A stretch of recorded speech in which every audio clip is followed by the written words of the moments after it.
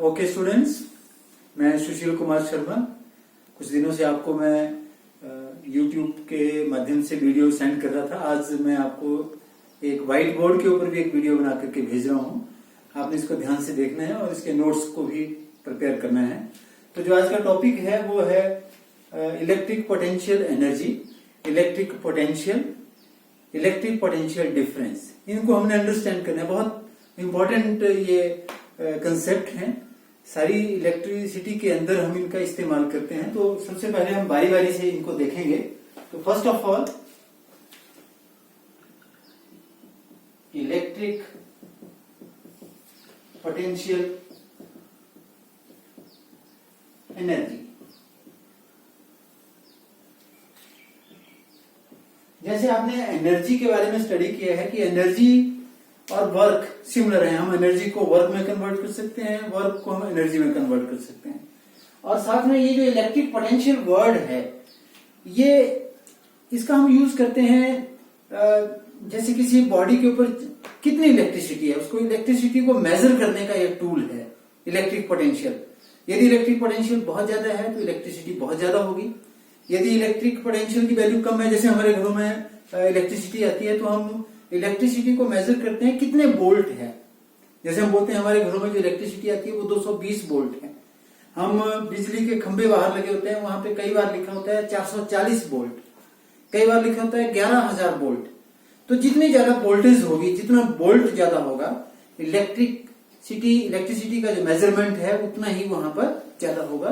तो ये electric potential virtually measurement of electrical energy है, इलेक्ट्रिसिटी का मेजरमेंट है। तो इसको हम अंडरस्टैंड करेंगे। और हम ये भी जानते हैं कि जैसे हमारे पास मान लीजिए ये चार्ज है कोई यहां पर Q, इस चार्ज के चारों तरफ इलेक्ट्रिक फील्ड होगी। जितने आप दूर जाते जाएंगे इलेक्ट्रिक फील्ड की वैल्यू कम होती जाएगी। यदि हम इनफाइनाइट डिस्टेंस के ऊपर हैं, बहुत दूर हैं, इस चार्ज से बहुत दूर हैं, तो वहां पे इलेक्ट्रिक फील्ड की वैल्यू कितनी होगी? 0 होगी। तो यदि वहां से हमें कोई चार्ज, हम टेस्ट चार्ज रखें, जैसे फॉर एग्जांपल हम इस चार्ज से बहुत दूर कोई चार्ज रखें, तो उस चार्ज के ऊपर इस चार्ज की वजह से जो फोर्स ऑफ अट्रैक्शन होगी या रिपल्सन होगी इस चार्ज की वजह से, वो कितनी होगी? वो 0 होगी। लेकिन जैसे जैसे हम उस चार्ज को नजदीक लाते जाएंगे, हम वहां से आगे आगे लेते आएंगे, उस चार्ज को इस तरफ लेके आएंगे, जैसे जैसे हम नजदीक लेते आएंगे ये चार्ज उस चार्ज को रिपेल करेगा, अपने से दूर धकेलेगा। लेकिन यदि आप उस चार्ज को फिर भी नजदीक लाना चाहते हैं तो आपको फोर्स अप्लाई करना पड़ेगी। और वो जो फोर्स उस चार्ज को इधर को लाने के लिए जो अप्लाई करना पड़ेगी, इसका मतलब है चार्ज को आप मूव कर रहे हैं against the electric field of this charge. उस चार्ज को जबरदस्ती इधर को ला रहे हैं। वो जो वर्क कर रहे हैं उस चार्ज को इस तरफ को लाने में, that work is stored in the form of electric potential energy. तो हम इलेक्ट्रिक पोटेंशियल एनर्जी को डिफाइन कैसे करेंगे? हम इलेक्ट्रिक पोटेंशियल एनर्जी को डिफाइन करेंगे कि electric potential energy is the amount of work done to bring a test charge from infinite distance to a point. For example ये पॉइंट है हमारे पास, पॉइंट ए। हम टेस्ट चार्ज को यहां रखते हैं Q0, टेस्ट चार्ज को यहां रखते हैं। अब इस टेस्ट चार्ज को यदि A से इस पॉइंट B तक लाना हो तो हमें क्या करना पड़ेगा? जब ये टेस्ट चार्ज यहां पर होगा तो ये चार्ज Q, इसकी इलेक्ट्रिक फील्ड जो इस तरफ को है, वो इसके ऊपर फोर्स लगाएगी Q0E, इस तरफ को फोर्स लगाएगी। लेकिन यदि हमें इस चार्ज को फिर भी इस तरफ को लाना है तो हमें इस फोर्स के इक्वल और अपोजिट फोर्स लगाना पड़ेगी, इस तरफ को एक्सटर्नल फोर्स लगाना पड़ेगी। वो जो एक्सटर्नल फोर्स लगाना पड़ेगी उस फोर्स के द्वारा वर्क किया जाएगा। मान लीजिए ये A से B तक लाने में हम जो टोटल डिस्टेंस ट्रेवल करते हैं वो dx है, यहां से यहां तक का A से B के बीच का डिस्टेंस जो है वो dx है। तो हम ये सपोज कर रहे हैं, जैसे मैंने पहले बताया आपको कि इलेक्ट्रिक पोटेंशियल एनर्जी क्या बताया मैंने? It is the amount of work done to bring a test charge from infinity to that point. किसी पॉइंट के ऊपर लाने में कितना वर्क किया जाता है किसी टेस्ट चार्ज को, that is called electric potential energy. तो हम यहां पे देखिए, when test charge Q naught is at A, then इसके ऊपर फोर्स कितनी है, Q नॉट E। अब यदि इस चार्ज को हमने A से B को लाना है तो हमें कम से कम इस फोर्स के बराबर अपोजिट डायरेक्शन में फोर्स लगाना पड़ेगी। In order to move Q naught from A to B, we need to apply a force equal and opposite to QE, equal and opposite to QE। That means जो external force हमने लगाई वो किसके बराबर है, वो QE के बराबर है, लेकिन कैसी है, अपोजिट है। ये नेगेटिव साइन बता रहा है कि जो एक्सटर्नल फोर्स है ये QE के बराबर तो है, इसके बराबर तो है, लेकिन इससे अपोजिट डायरेक्शन में है। देयरफॉर वर्क डन कितना हुआ, वर्क डन यहां से A से B में लाने के लिए कितना हुआ, वर्क डन आप जानते हैं फोर्स इनटू डिस्प्लेसमेंट, डिस्प्लेसमेंट जो है वो dx है, फोर्स इनटू डिस्प्लेसमेंट। और dw is equal to force, external force की वैल्यू लिख दीजिए, minus Q naught E dot dx। तो total work done, so total work done, जब आपने इनफाइनाइट डिस्टेंस से पॉइंट B तक लाना है तो टोटल वर्क डन कितना हो गया, W इज इक्वल टू, हम इंटीग्रेशन करते हैं इसका dw का, which is equal to integration कहां से, Q naught E, minus sign भी है इसका, minus Q naught E, minus मैंने बाहर लिख लिया, इंटू dx।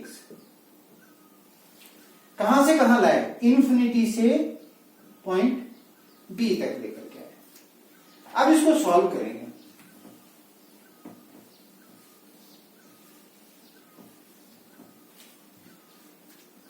और W टोटल वर्क डन कहां से हुआ, इन्फिनिटी से B तक लाने में।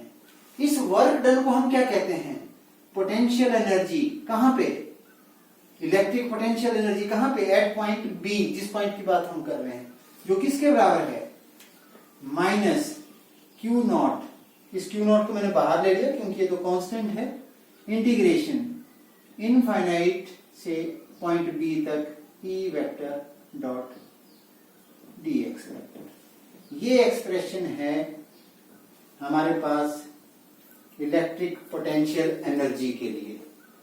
तो electric potential energy is the amount of work done to bring a test charge from infinite distance to the point B। This is simple concept. That means electric potential energy is virtually the total amount of work done किसी भी point के ऊपर infinite distance से उस point तक charge को लाने में है। अब इसको हम कंसेप्ट, इसी कंसेप्ट को हम आगे फर्दर इसको फर्दर लेकर के जाते हैं, जिसमें हम इलेक्ट्रिक पोटेंशियल एनर्जी के बजाय इलेक्ट्रिक पोटेंशियल कहते हैं। इसी से कोरिलेट करेंगे इसको भी, इलेक्ट्रिक पोटेंशियल को भी इसी से कोरिलेट करेंगे। Now electric potential, electric potential एक ऐसी टर्म है, जैसे आप देखते हैं कि फॉर एग्जांपल घर में आप पानी जो है वो देखते हैं, पानी का टैंक कहाँ बनाया होता है, घर में छत के ऊपर बनाया होता है। तो छत से पानी उस टैंक से सभी नलों के माध्यम से, पाइप के माध्यम से सभी बाथरूम में पहुंचता है या नीचे ग्राउंड फ्लोर तक जाता है। कभी आपने पानी को देखा कि वो नीचे से ऊपर की तरफ को जाता है? तो पानी का फ्लो किस तरफ से होता है, हायर प्लेस से लोअर प्लेस की तरफ को होता है। जैसे फ्लो ऑफ वाटर जो है वो हायर लेवल से लोअर लेवल की तरफ को होता है, उसी तरह से जो चार्ज है वो भी फ्लो करता है हायर इलेक्ट्रिक पोटेंशियल से लोअर इलेक्ट्रिक पोटेंशियल की तरफ को। कहने का मतलब ये है इलेक्ट्रिक पोटेंशियल का जो कंसेप्ट है उसको आप कोरिलेट कर सकते हैं। जैसे पानी के फ्लो के लिए इंपॉर्टेंट चीज क्या है? हाइट। जितनी हाइट से पानी नीचे को आएगा फ्लो भी क्या होगा? उतना ही ज्यादा होगा। इसी तरह से चार्ज के फ्लो के लिए इंपॉर्टेंट कंसेप्ट क्या है? Electric potential. जितना ज्यादा इलेक्ट्रिक पोटेंशियल होगा फ्लो ऑफ चार्ज भी क्या होगा? उतना ही ज्यादा होगा। तो इस इलेक्ट्रिक पोटेंशियल को हम यहीं से डिफाइन कर सकते हैं। इलेक्ट्रिक पोटेंशियल को हम डिफाइन करते हैं, मैंने इसमें इस इलेक्ट्रिक पोटेंशियल को कह रहा हूं, this is the work done to bring a test charge Q naught from infinite to point B। तो इलेक्ट्रिक पोटेंशियल होता है this is the amount of work done to bring a unit test charge. Unit test charge ये जो W infinite B है, ये work done है to bring Q naught charge from infinity to B। यदि आपने एक चार्ज को लाना हो, एक यूनिट चार्ज को लाना हो, तो कितना वर्क डन होगा? एक यूनिट चार्ज को लाना होगा तो वर्क डन कितना होगा? W infinite B divided by Q naught. इसको हम कहते हैं इलेक्ट्रिक पोटेंशियल। इलेक्ट्रिक पोटेंशियल इसको रिप्रेजेंट करते हैं बाई लेटर V। तो इलेक्ट्रिक पोटेंशियल की डेफिनेशन क्या बनेगी? Electric potential is defined as the total amount of work done to bring a unit test charge from infinity to that point। फिर से मैं रिपीट कर रहा हूं, electric potential at a point is defined as total amount of work done to bring a unit test charge from infinite to the point to that point. तो ये इसका formula है, इसको हम V से लिखते हैं। Therefore V is equal to W, हम इसको जनरली लिख सकते हैं W अपॉन Q नॉट। ये बहुत इंपॉर्टेंट फार्मूला है। अब हमने ये भी लिख सकते हैं और V इज इक्वल टू, ये जो हमने W है ये किसके बराबर है? इसको हम पोटेंशियल एनर्जी भी बोलते हैं। तो ये भी लिख सकते हैं हम इसको U अपॉन Q नॉट, ये भी हम लिख सकते हैं। That is electric potential is equal to electric potential energy per unit test charge. अब इसके यूनिट को भी आप निकाल सकते हैं, इसके यूनिट और डायमेंशन को भी आप निकाल सकते हैं। कैसे निकालेंगे आप देख सकते हैं, मैं यहीं पे इसको निकाल रहा हूं, इसके यूनिट्स। अब जैसे आपके पास आपको वर्क के यूनिट्स मालूम है, if W is equal to 1 joule, that is 1 J का हम शॉर्ट में लिखते हैं जूल, और चार्ज जो है Q नॉट वो 1 कूलम हो, that is 1 C, then V is equal to, हम वर्क की जगह क्या लिखेंगे? 1 joule upon 1 coulomb, that is equal to 1 joule पर कूलम। ये जो जूल पर कूलम है इसको बोल्ट बोलते हैं, that is 1 वोल्ट। तो हमारे पास क्या डेफिनेशन बनेगी? ये यूनिट हुआ इसका इलेक्ट्रिक पोटेंशियल का। क्या डेफिनेशन बनेगी? Electric potential is said to be 1 volt if 1 joule of work is done to bring 1 coulomb of charge from infinity to that point। किसी भी पॉइंट पे इलेक्ट्रिक पोटेंशियल 1 वोल्ट होगा यदि उस पॉइंट तक इनफाइनाइट डिस्टेंस से उस पॉइंट तक 1 कूलम चार्ज को लाना हो और 1 जूल वर्क किया जाए, तब उस पॉइंट का जो इलेक्ट्रिक पोटेंशियल होगा that is said to be 1 volt. इसका एक और भी यूनिट है, ये तो इसका SI यूनिट है, हम इसका CGS यूनिट भी लिख सकते हैं। CGS यूनिट में क्या होता है? इन CGS ये भी यूनिट है, centimetre gram second, system of units है। हमारे पास जूल की जगह क्या होता है? तो हम क्या कर रहे हैं यहाँ पे V is equal two joule की जगह क्या लिखेंगे? 10⁻⁷ अर्ग। हमें मालूम है 1 जूल कितना होता है? 10⁻, ये पढ़ा है हमने, 1 जूल इज इक्वल टू 10⁻⁷ अर्ग, ये हमने पढ़ा है, डिवाइडेड बाय 1 कूलम। 1 कूलम कितने स्टैट कूलम के बराबर होता है? 3 × 10⁹ स्टैट कूलम, ये भी हमने पढ़ा है।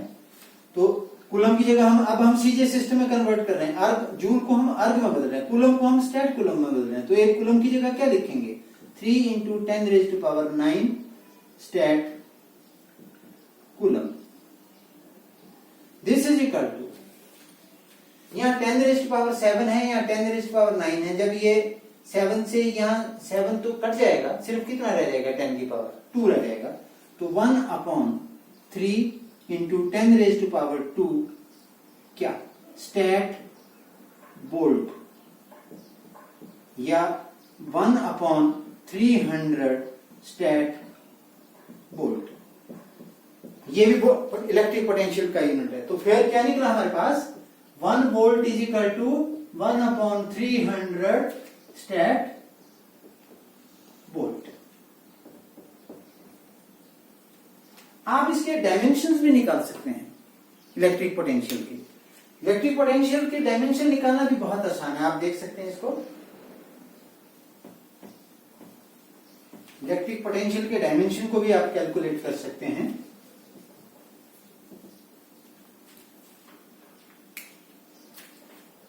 आपने देखा, हम इलेक्ट्रिक पोटेंशियल को वाई लेटर वी यूज लिखते हैं। Electric potential is equal to work done divided by charge. यदि हमने इलेक्ट्रिक पोटेंशियल बी के ऊपर बताना हो, electric potential at B, point B, तो इसको लिखेंगे हम, कहां से लाए हमने, इन्फिनिटी से पॉइंट बी तक लाए। अब इसके डायमेंशन भी निकाल सकते हैं। डायमेंशन, इलेक्ट्रिक पोटेंशियल के डायमेंशन क्या है, बहुत आसान है। वर्क के डायमेंशन मालूम है। वर्क के डायमेंशन क्या होते हैं, वर्क होता है फोर्स इंटू डिस्टेंस। फोर्स के होते हैं mLT-2, डिस्टेंस के होते हैं L, तो क्या बन गए, mL2T-2। ये आपने +1 के अंदर स्टडी किया है। तो वर्क के बन गए mL2T-2। एनर्जी के भी यही होते हैं। डिवाइडेड बाई चार्ज, चार्ज मैंने आपको बताया था, चार्ज के होते हैं A इंटू टी। तो क्या बन गया हमारे पास, mL2। ये t ऊपर जाएगा तो t की पावर क्या हो जाएगी, -3, क्योंकि t की पावर ऊपर -1 हो जाएगी, तो -2 है t की पावर। a भी ऊपर जाएगा, a की पावर -1। तो ये भी कई बार क्वेश्चन एग्जाम में पूछे जाते हैं कि इलेक्ट्रिक पोटेंशियल का डायमेंशन क्या है। तो आप इसको कैलकुलेट, आपको फार्मूला मालूम होना चाहिए, आप इसको कैलकुलेट कर सकते हैं। तो इलेक्ट्रिक पोटेंशियल डिफरेंस एक अनदर कंसेप्ट है। जैसे हमने electric potential at point B निकाला, हम इलेक्ट्रिक पोटेंशियल डिफरेंस भी निकाल सकते हैं। उसके लिए फिर से देखेंगे, हम एक छोटा सा यहां पे आपको बता रहे हैं। आप एक चार्ज को, जो कहां पे है, फिर से मैं उसी डायग्राम को बना रहा हूं। ये चार्ज है Q, इसके चारों तरफ इलेक्ट्रिक फील्ड है। जब आप किसी चार्ज को, टेस्ट चार्ज को, इनफाइनाइट डिस्टेंस से किसी पॉइंट पे लेकर के आते हैं, इनफाइनाइट डिस्टेंस से आप इस पॉइंट पे लेकर के आते हैं, पॉइंट ए के ऊपर लेते हैं, तो जो वर्क करना पड़ेगा इनफाइनाइट डिस्टेंस से इस पॉइंट तक लाने के लिए, एक यूनिट टेस्ट चार्ज को, उसको हम इलेक्ट्रिक पोटेंशियल कहते हैं इस पॉइंट पे। लेकिन यदि आपने ए से बी तक लाना हो टेस्ट चार्ज, तो जितना वर्क करना पड़ेगा ए से बी तक लाने में एक यूनिट टेस्ट चार्ज को, that work is stored as a electric potential difference between 2 point. तो इलेक्ट्रिक पोटेंशियल डिफरेंस को हम डिफाइन कर सकते हैं। Electric potential difference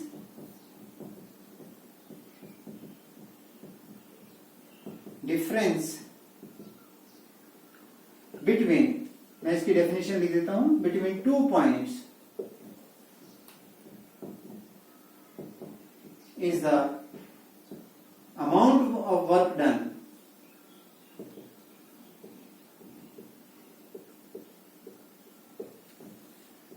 to bring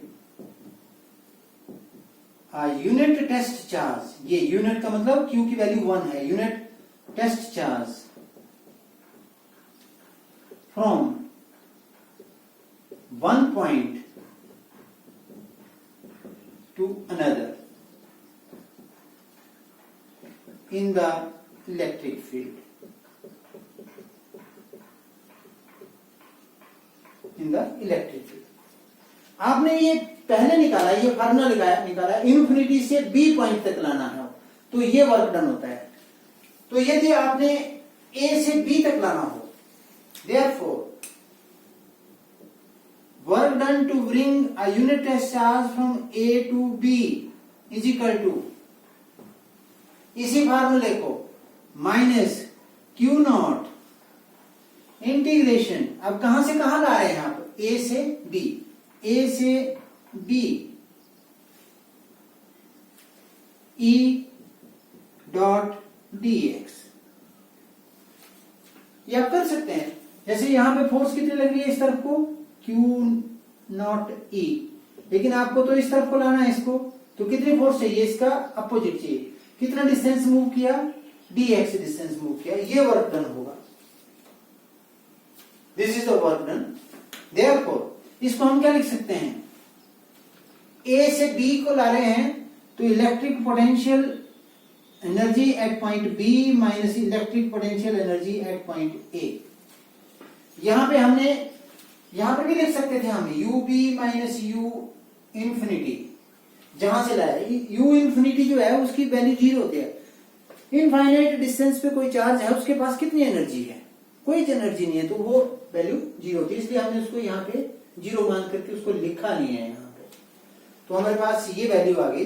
therefore W A B upon Q naught is equal to minus A से B E dot D X. अब आप ये भी एक तो फार्मूला ये आ गया हमारे पास इलेक्ट्रिक पोटेंशियल डिफरेंस का। दूसरा हमें ये भी लिख सकते हैं,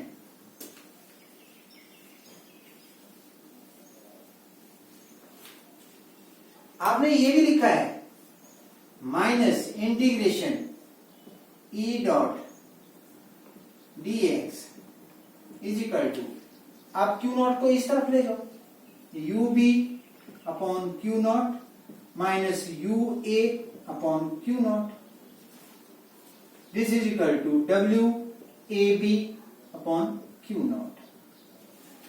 मतलब this is the potential difference between point A and B. इसको हम लिखते हैं डेल्टा वी पोटेंशियल डिफरेंस। ये डिफरेंस स्मॉल अमाउंट है इसलिए डेल्टा वी डिफरेंस है, और delta B is equal to ये U B upon Q naught minus U A upon Q naught. इसको लिखते हैं हम potential at point B minus potential at point A. तो इलेक्ट्रिक पोटेंशियल डिफरेंस को ये इसका मैथमेटिकल फार्मूला लिखते हैं, जस्ट ये फार्मूला है। जैसे डिफरेंस है, पॉइंट ए के ऊपर पोटेंशियल है बी ए, पॉइंट बी के ऊपर पोटेंशियल है बी बी, तो पोटेंशियल डिफरेंस कितना हुआ, बी बी माइनस बी ए। कहां से कहां ले जाके जा रहे हैं हम, ए से बी। तो हमेशा जब भी किसी चीज में चेंज निकालते हैं तो चेंज निकालने का तरीका क्या है कि फाइनल वैल्यू में से इनिशियल वैल्यू को घटाते हैं। तो फाइनल वैल्यू ए से कहां को आए हम, बी को, बी के ऊपर पोटेंशियल कितना है बी बी, ए के ऊपर पोटेंशियल कितना था बी ए, तो वर्क पोटेंशियल डिफरेंस कितना हो गया B B minus B A.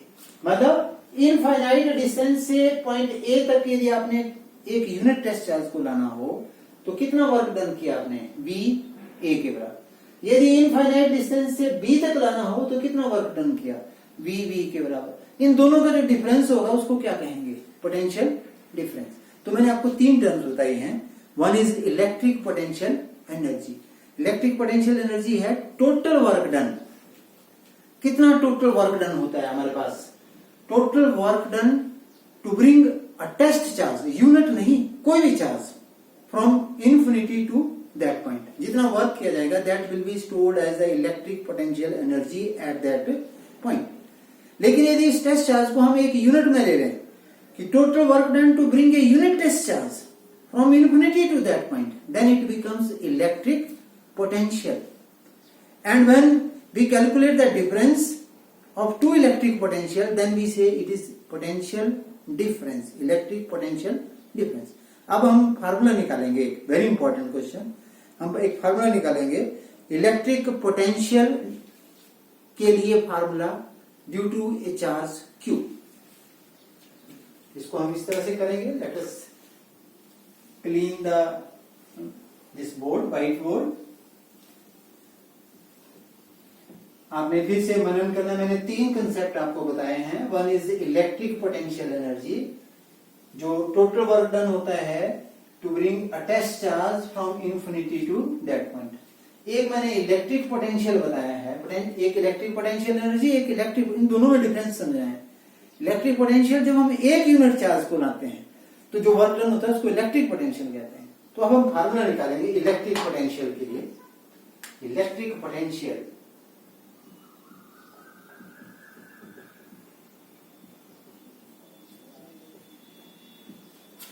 Due to charge at a point,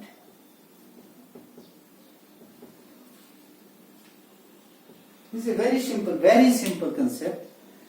हमने एक चार्ज ले लिया यहां पे, क्यू चार्ज,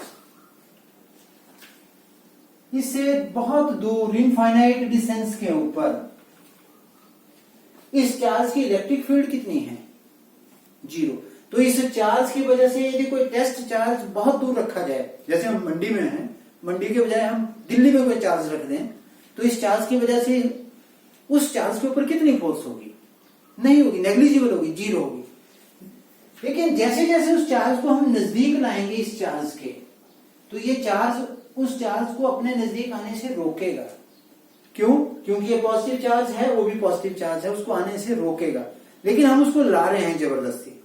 तो जब ला रहे हैं तो हमें फोर्स लगाना पड़ रही है, और जो हम फोर्स लगा रहे हैं वो वर्क के फॉर्म में कन्वर्ट हो रही है, हमें वर्क करना पड़ रहा है, and that work is stored as a electric potential energy.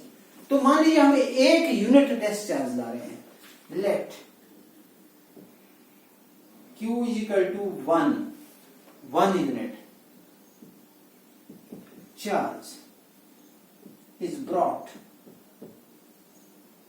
from infinity to point A, इस पॉइंट तक ले आया है, point A in the electric field of, किसकी इलेक्ट्रिक फील्ड है यहाँ पे?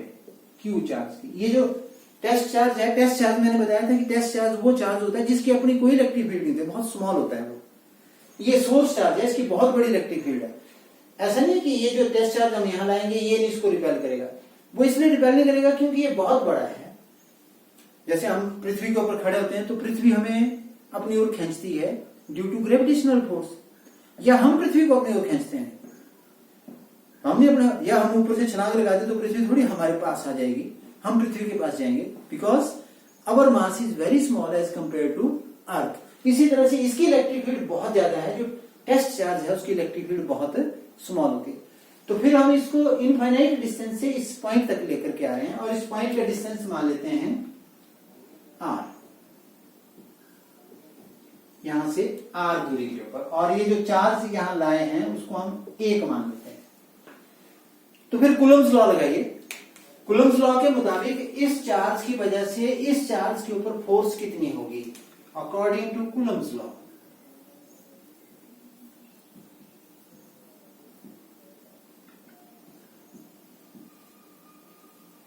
force on this charge due to capital Q is equal to 1 upon 4 pi epsilon naught capital Q गुणा, यहां पे कितना चार्ज है? 1 upon Q into 1 upon distance कितना है यहां से यहां का? r square. अब मैं डायरेक्शन को कंसीडर नहीं कर रहा हूं, डायरेक्शन इज नॉट इंपॉर्टेंट है, इस कैलकुलेशन में डायरेक्शन इंपॉर्टेंट है। ये वर्क डन आ गया, that is equal to 1 upon 4 pi epsilon naught Q upon r square. ये फोर्स होगी, ये फोर्स लग रही है इस तरफ को, लेकिन आप इस चार्ज को कहां ला रहे हैं?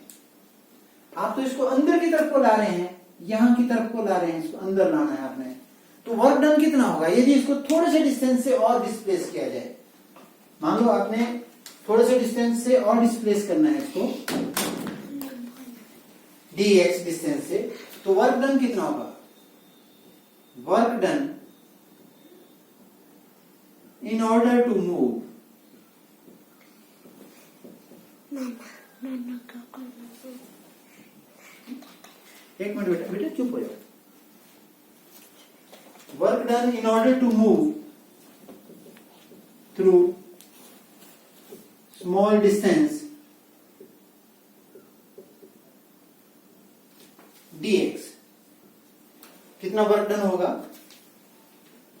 F फिजिकल टू, ये तो फोर्स हमने निकाल दी है, तो वर्क डन कितना होगा? dw is equal to force into displacement, force into displacement. तो फोर्स की वैल्यू कितनी है हमारे पास? ये हमने निकाली है। फोर्स हमारे पास इस तरफ को लगती है, डिस्प्लेसमेंट इस तरफ को। कितना एंगल है इनके बीच में? What is the angle between these two? आप देख रहे हैं कि एंगल इज 180 डिग्री। फोर्स इस तरफ को है, डिस्प्लेसमेंट इस तरफ को है, तो angle is 180 degree. Therefore this is equal to F dx cos of 180 degree. This is, ये इंपॉर्टेंट पॉइंट है। यहाँ देखिए, डिस्प्लेसमेंट इस तरफ को हो रही है, फोर्स हम इलेक्ट्रिक फील्ड इस तरफ को लग रही है, तो cos ऑफ 180 कितना होता है? -1 होता है। That is equal to F dx गुणा -1, क्योंकि cos 180 -1 होता है, तो dw किसके बराबर आ गया? -f dx। ये वर्क डन हुआ यदि आपने एक चार्ज को A से इस तरफ लेकर के आए, कितने डिस्टेंस से? dx डिस्टेंस से। मैं इस पॉइंट को B मान लेता हूं। A से B को लाया कितने डिस्टेंस से? Through distance dx। तो टोटल वर्क डन कितना हुआ? यदि आपको इस चार्ज को इनफाइनाइट डिस्टेंस से A डिस्टेंस तक लेकर के आना हो, पॉइंट A तक लेकर के आना हो, therefore total work done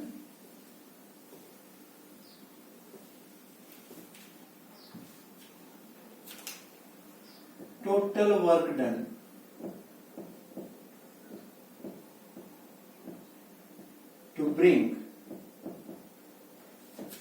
unit charge from infinity to point A is W is equal to, integration करेंगे हम dw का, that is equal to integration, यहां पे लिखेंगे कितना है हमारे पास? -f dx। लेकिन वैल्यू कहां से कहां लाए? इन्फिनिटी से a को लाए, पॉइंट A को। पॉइंट A की दूरी यहां से कितनी है? r है। अब हम एक इंटीग्रेशन को सॉल्व कर रहे हैं, मैथमेटिकल सॉल्यूशन निकाल रहे हैं, इसके लिए फार्मूला निकाल रहे हैं। तो अब हम a नहीं लिखेंगे, यहाँ पे हम इसका डिस्टेंस लिखेंगे। पॉइंट A का डिस्टेंस कितना है सोर्स से? r है। तो इनफाइनाइट डिस्टेंस से यहां लेकर के आ रहे हैं, जिसका डिस्टेंस कितना है? r। तो हमारे पास ये बन गया, f की वैल्यू लिख सकते हैं हम यहाँ पे। मैं माइनस निशान को बाहर लिख देता हूं, इनफाइनाइट टू r। f की वैल्यू लिख सकते हैं 1/4 pi epsilon naught q upon r square. ये मैंने f की वैल्यू निकाली है। आगे इनटू dx। अब जो कांस्टेंट क्वांटिटीज हैं उनको बाहर निकाल लीजिए। w is equal to q upon 4 pi epsilon naught, ये माइनस निशान भी साथ में बाहर आ गया, इंटीग्रेशन। ये जो r है इसकी वैल्यू वेरिएबल है। जब ये पॉइंट यहां है तो ये r की वैल्यू इतनी है, यदि ये पॉइंट यहां होता तो r की वैल्यू इतनी होती, यदि ये पॉइंट यहां होता तो r की वैल्यू और होती, यदि ये पॉइंट यहां होता तो r की वैल्यू कुछ और होती। तो r is variable 1/r² dx, और लिमिट लगी हमारे पास कहां से? इन्फिनिटी से r। इसको फर्दर सिंप्लीफाई कर सकते हैं हम, -q upon 4 pi epsilon not. इस r को ऊपर ले जाओ, इंटीग्रेशन इन्फिनिटी से r। इस r को आप ऊपर ले जाओ, r की पावर -2 dx, r की पावर -2 dx। इसको फर्दर सिंप्लीफाई कर सकते हैं।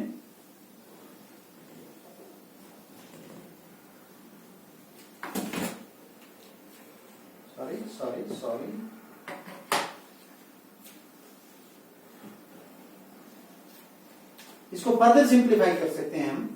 W is equal to minus Q upon 4 pi epsilon not,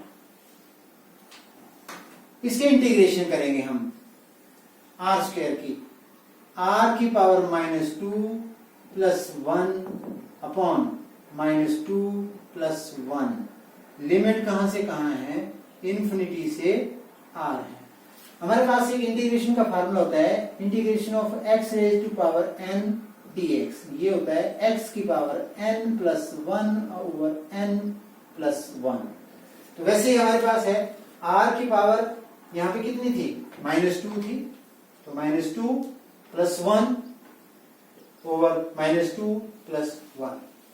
तो इसको आप सिंप्लीफाई कर सकते हैं। W is equal to minus Q upon 4 pi epsilon naught, इसको ओपन करें, r की power minus 1 over minus 1, limit infinity से r तक। इसको फर्दर सिंप्लीफाई करें, minus Q upon 4 pi epsilon not,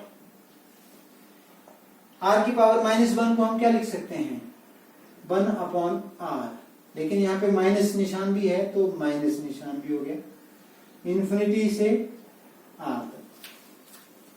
और दिस इज इक्वल टू, इस minus को बाहर ले लो, जब बाहर लेंगे तो ये माइनस बाहर आ जाएगा तो ये प्लस बन गया बाहर, q over 4 pi epsilon naught 1 upon r infinity से r तक। अब इसको फर्दर सिंप्लीफाई कर सकते हैं हम, वैल्यू पुट करेंगे, r की वैल्यू पुट करेंगे और w is equal to q upon 4 pi epsilon naught. अब वैल्यू पुट करेंगे यहां पे, पहले ऊपर की वैल्यू, फाइनल वैल्यू पुट करते हैं हम। r की जगह r ही है तो 1 अपॉन r माइनस, फिर r की जगह यहां पे क्या वैल्यू पुट करेंगे हम?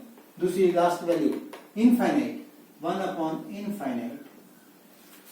ये बन गया हमारे पास q upon 4 pi epsilon naught 1 upon r minus 0, 1 upon infinite 0 होता है, तो this is equal to w is equal to q upon 4 pi epsilon naught 1 upon r, और इसको हम लिख सकते हैं 1 upon 4 pi epsilon naught q upon r। ये वर्क डन हुआ इस एक चार्ज को इनफाइनाइट से इस पॉइंट तक लाने में। This work done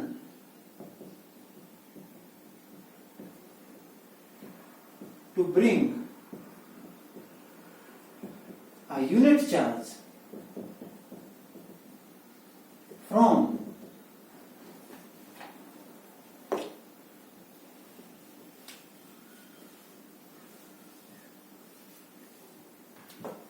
infinity to point A is known as electric potential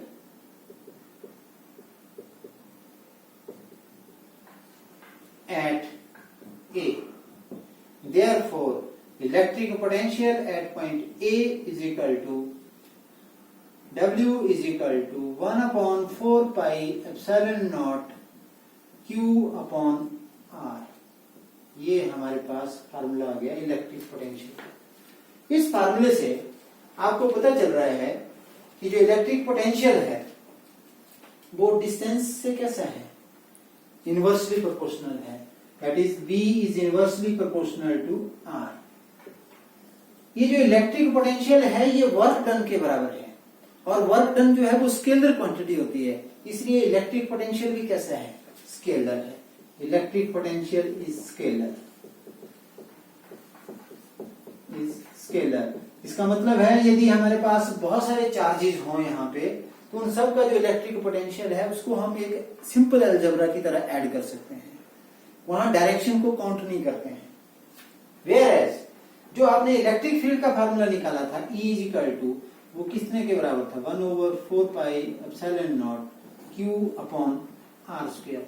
तो यहाँ इलेक्ट्रिक फील्ड और R के बीच में रिलेशनशिप कैसा है? इनवर्सली प्रोपोर्शनल है। इलेक्ट्रिक फील्ड वेक्टर क्वांटिटी है, इसकी डायरेक्शन होती है। इलेक्ट्रिक पोटेंशियल स्केलर क्वांटिटी है, इसकी कोई डायरेक्शन नहीं होती है। तो आपने इस पॉइंट को अंडरस्टैंड करना है कि ये सिंगल चार्ज क्यू है। आपने एक यूनिट चार्ज को इनफाइनाइट से इस पॉइंट तक लाए तो वहां पे इलेक्ट्रिक फील्ड आपने निकाल दी। यदि आपको थोड़ा सा और इसको मूव करना हो थ्रू स्मॉल डिस्टेंस dx या स्मॉल डिस्टेंस से dr भी बोल देते हैं हम इसको, तो कितना वर्क डन होगा, स्मॉल वर्क डन होगा। तो यदि पूरा वर्क निकालना हो आप इनफाइनाइट से पॉइंट ए तक लाने में, तो आप इसको इंटीग्रेट करते हैं और इंटीग्रेट करते हुए आपने इसको सारे को सॉल्व करके आपके पास इलेक्ट्रिक पोटेंशियल की जो है वो आपके पास फार्मूला आ रहा है। तो इलेक्ट्रिक पोटेंशियल स्केलर क्वांटिटी है। इलेक्ट्रिक पोटेंशियल डिस्टेंस के ऊपर कैसे डिपेंड करती है, inversely proportional to distance. Electric field vector quantity है और डिस्टेंस के ऊपर कैसे डिपेंड करती है, inversely proportional to square of the distance है। तो जो प्रिंसिपल ऑफ सुपरपोजिशन हम इलेक्ट्रिक फील्ड के लिए लगाते हैं, वैसे ही प्रिंसिपल ऑफ सुपरपोजिशन हम यहाँ इलेक्ट्रिक पोटेंशियल के लिए भी निकालेंगे, लगा सकते हैं कि यदि बहुत सारे चार्जेस हों तो जो टोटल इलेक्ट्रिक पोटेंशियल होगा किसी पॉइंट के ऊपर, वो एल्जेब्रिक सम होगा सभी चार्जेस की वजह से इलेक्ट्रिक पोटेंशियल का।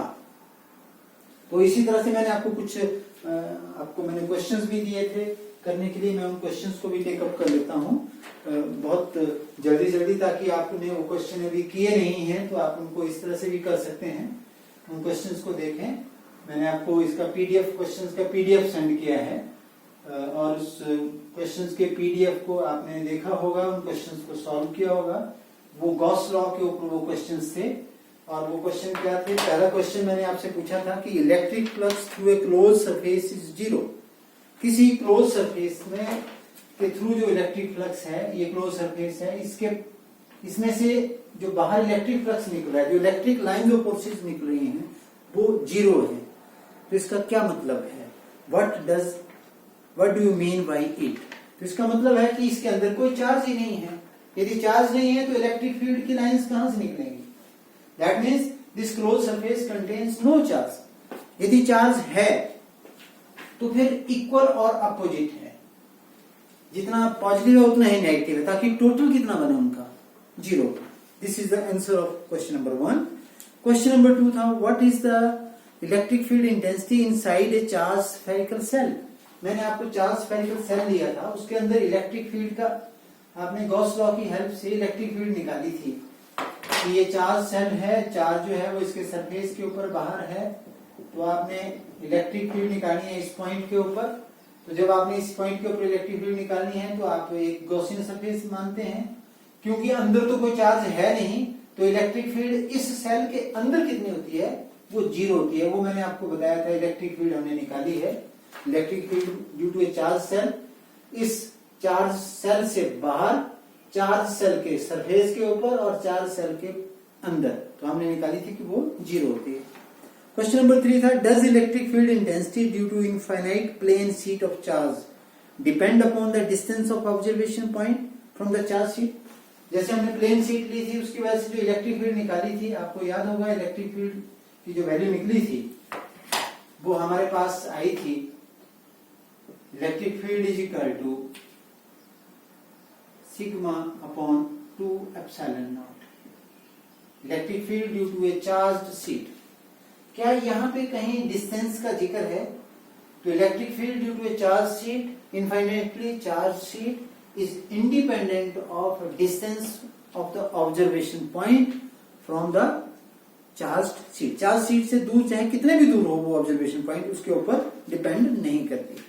क्वेश्चन नंबर 4 था if charge Q is enclosed by the cube of length L, what is the electric flux linked with the cubical box?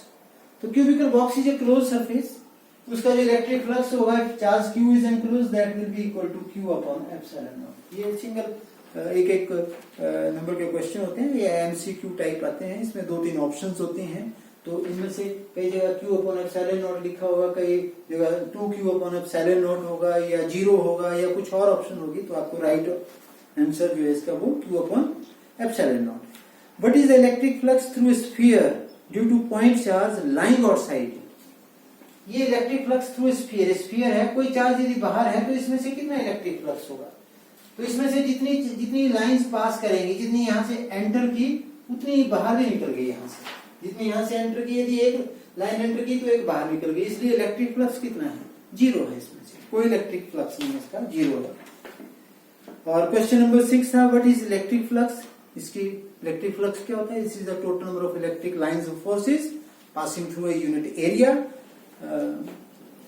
और आपने इसके यूनिट्स क्या हैं, इसके डायमेंशन क्या है, आपने मैंने आपको पहले बताए हैं। Deduce Coulomb's law from Gauss law, ये आपको मैंने बताया था कि कूलम्स लॉ को आपने निकालना है किसकी हेल्प से, गॉस लॉ की हेल्प से। ये बहुत एक छोटा सा आर्टिकल हमने अच्छी तरह से मैंने आपको समझाया है।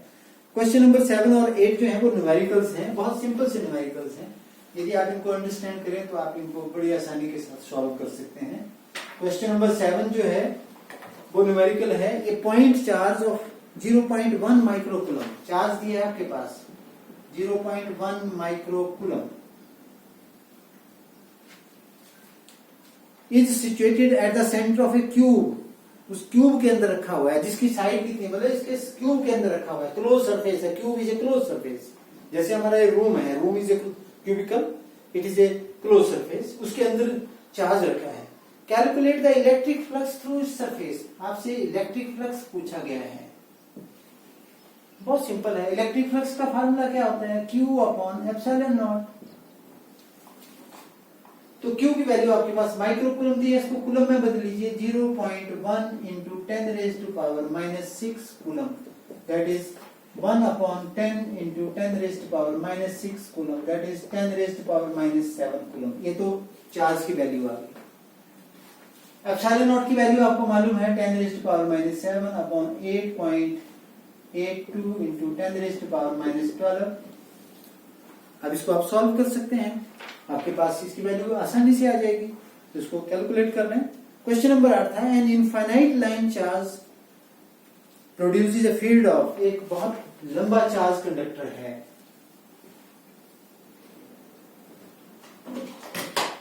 ये भी मैंने एप्लीकेशन बताई है।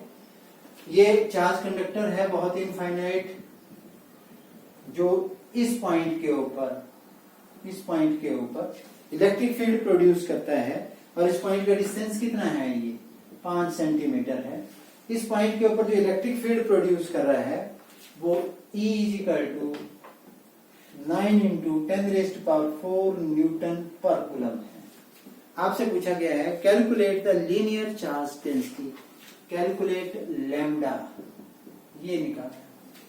अब यदि इसका फार्मूले के ऊपर जाएं, आपने इसकी वजह से फार्मूला निकाला है, वो फार्मूला जो है वो हमारे पास इस तरह से आता है, electric field is equal to 1/4 pi epsilon naught 2 lambda upon r।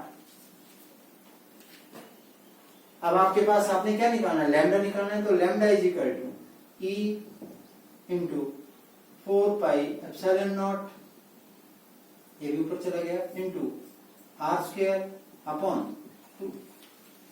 आप इसकी वैल्यू को कैलकुलेट कर लीजिए, 4 पाई, ये आपको सबकी ये वैल्यूज आपको अच्छी तरह से आती है, इनको कैलकुलेट करिए, you can find out the value of linear charge density. तो ये हमने कुछ आपको क्वेश्चंस दिए थे, इनको आपने करना है। और ये जो आर्टिकल्स आपको 3 कंसेप्ट मैंने बताए, मैं फिर से रिपीट कर रहा हूं, इनका बार बार हम यूज करेंगे आने वाले समय में। Electric potential energy, electric potential and electric potential difference. Electric potential energy फिर से मैं रिपीट कर रहा हूं, it is the amount of work done to bring a charge from infinity to that point. Electric potential, it is the amount of work done to bring a unit charge from infinity to that point. And electric potential difference is between 2 points is amount of the work done to bring a unit test charge from one point to the another point। और इसके units क्या होते हैं, bolt, और सीजे system में क्या होते हैं, स्टेप बोल्ट। तो I hope you got my point. Good luck. Thank you very much.